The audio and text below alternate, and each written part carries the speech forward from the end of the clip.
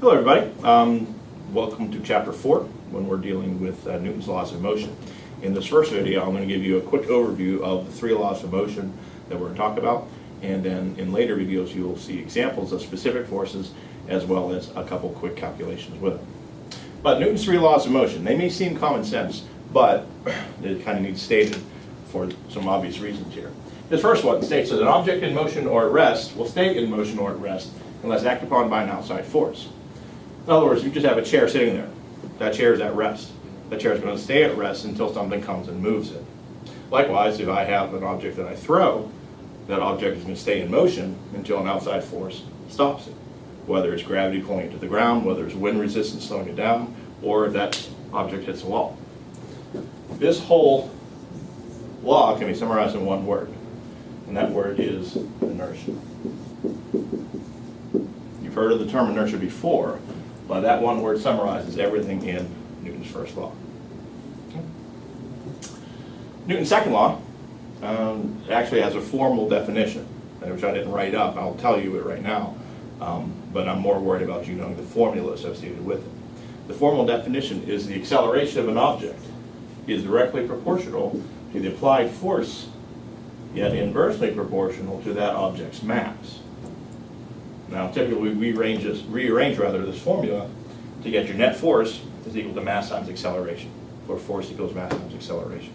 That's really the only big new formula in chapter 4. Now, the unit, if we're thinking about what do we measure a meter in, well, we measure a meter in kilograms, and what do we measure acceleration in? That's meters per second squared.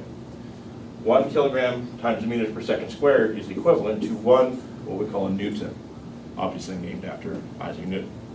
So the metric unit, rather, for force is a Newton. The English unit is a pound. And you'll see a conversion later, both here and in your textbook, between pounds and newtons themselves. So those are his first 2 laws, and we're going to look at a lot of specific forces here in a little bit. His third law: if object A exerts a force on object B, then object B exerts a force back on object A that is equal in magnitude but opposite in direction. In other words, if my hand is object A and the whiteboard is object B, if I apply a force, object A is applying a force on object B is applying a force back that's equal in magnitude. So if I'm applying 10 newtons that way, it's applying 10 newtons as well, but in the opposite direction.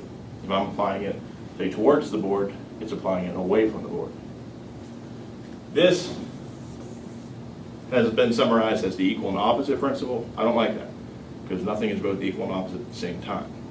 However, we can shorten it, call it the action-reaction principle. In other words, there's an initial action, and there's a reaction to that initial action. Both of these action and reactions are forces. I apply a force, even just if I'm setting something on the table. What you're going to see later, there's a force being applied downward, but there's also a force being applied upward. I'm pushing on the wall's pushing back. The initial action is me pushing on the wall. The reaction, or the reactive force, is the wall pushing back. If the wall didn't push back, I would be moving the wall. And the thing is, the wall, it may be counterintuitive thinking, well, the wall can't push. By resisting, it is applying a force, a resistive force. And we'll talk about that a little bit later as well. So to summarize Newton's 3 laws, first one boils down to inertia. Second law is the formula, just saying force equals mass times acceleration. And Newton's third law is the action-reaction principle. So that's a very quick summary of Newton's 3 laws.